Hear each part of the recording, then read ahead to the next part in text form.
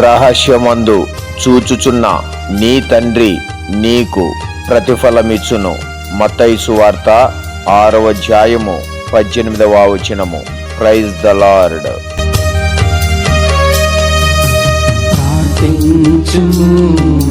నీ జీవితములో నెమ్మది సుఖములందేదవు.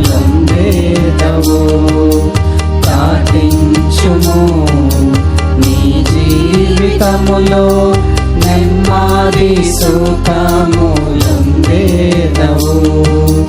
సంపూర్ణ భక్తిని కలిగించును, క్షేమములెన్నో